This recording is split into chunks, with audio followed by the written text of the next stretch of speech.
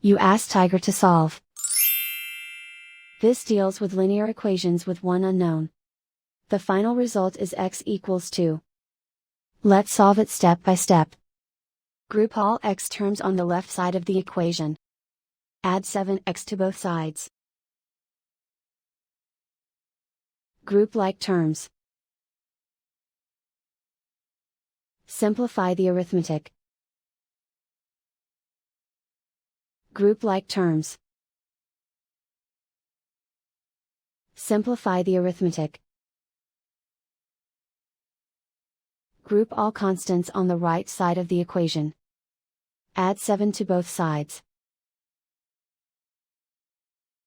Simplify the arithmetic.